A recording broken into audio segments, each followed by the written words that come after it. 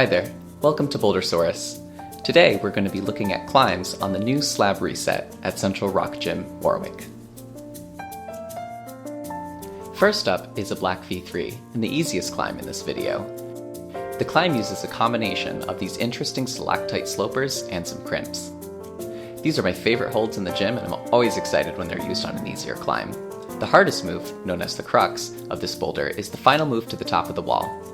It's a bit of a committing reach.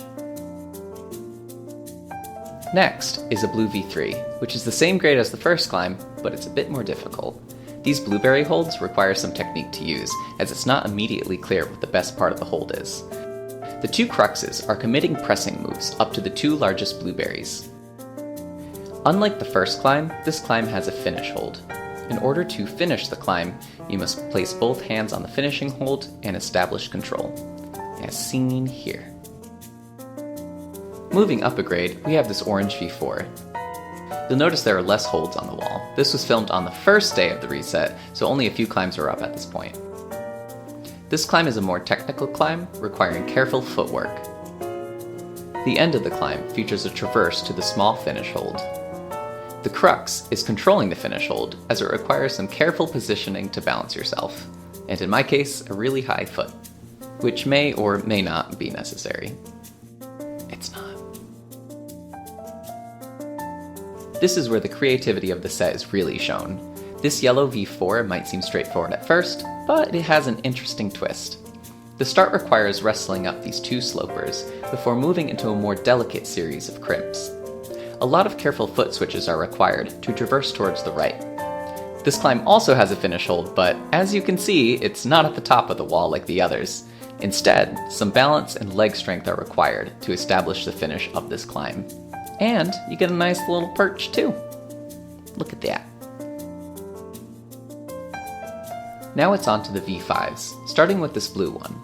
A common skill tested in slab climbing is your ability to balance, and this climb showcases this in its first half. With no handholds, you have to carefully step your way over to two vertical crimps. Once there, you can walk your way up to a big sloper in the middle of the climb.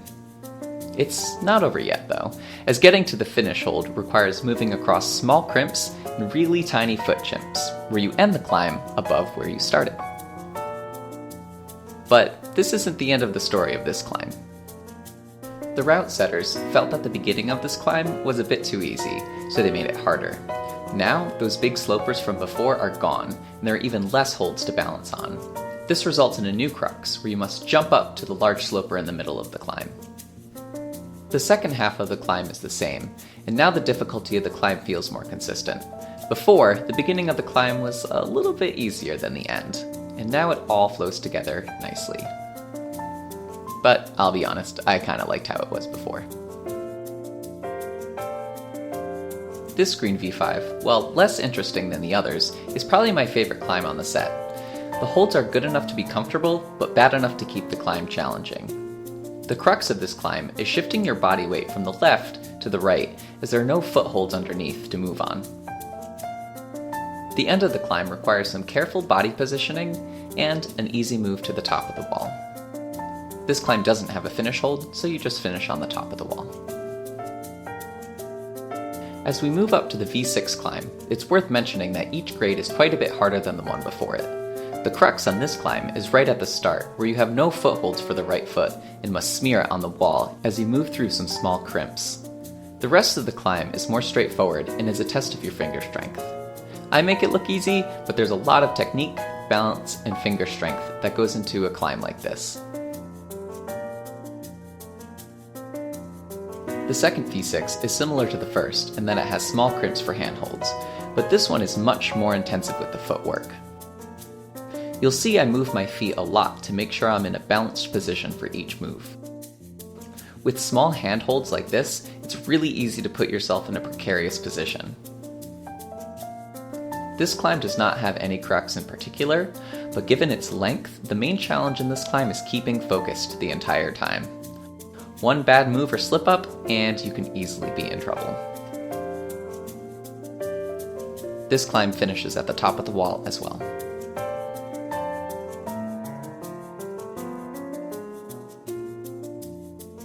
Now onto the project of the set. All of these previous climbs I was able to do on my first or second attempt, but this climb was much more of a challenge. This black V8 has very large holds, but there is little to no edge on any of them.